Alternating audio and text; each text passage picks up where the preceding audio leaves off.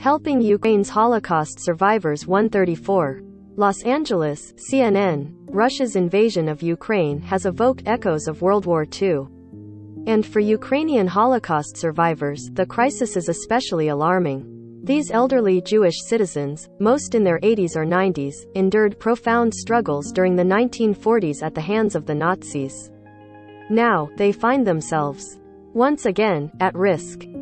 This is terrible for the Ukrainian people and absolutely horrendous for the Holocaust survivors, said Zane Busby, whose nonprofit Survivor Mitzvah project has been helping this vulnerable population for almost 15 years. A lot of these people are the last person in their family, the only one who survived. These people went through this once already. Earlier this week in Kyiv, Russian missiles struck the Babyn Yar Holocaust Memorial, which commemorates the site where more than 33,000 Jews were shot to death in 1941. Ukrainian President Volodymyr Zelensky, who is Jewish, tweeted that it was history repeating. As the granddaughter and daughter of Jews who escaped Kyiv, I cannot remain silent now. Busby's mission is now taking on new urgency. Since 2008, she has been a lifeline for more than 2,500 survivors in 9 Eastern European countries, including Ukraine, providing them with humanitarian aid. It's work that earned her recognition as a CNN hero in 2014.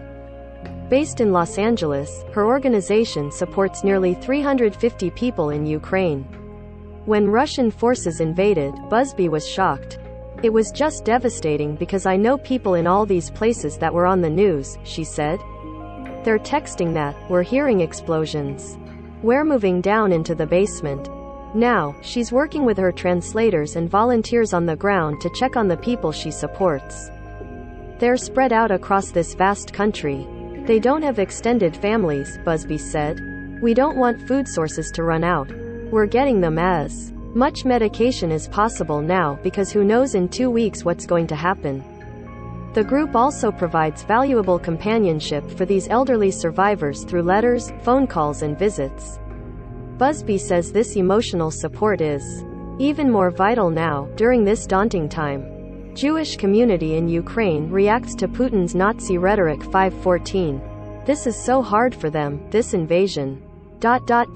It makes it scarier because they know the real thing, she said. The early memories come back and haunt the mat night. The friendship offered by Busby and her group means a great deal to those they help.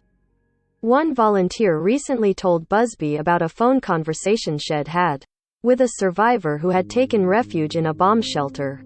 The elderly woman had told the volunteer, "Your call is as if I found a diamond." Responses like that are the fuel that keep Busby going. Coordinating logistics in a war zone thousands of miles away isn't easy, but she knows her efforts are. The important thing is to give them some comfort and care. Just like a family, she said.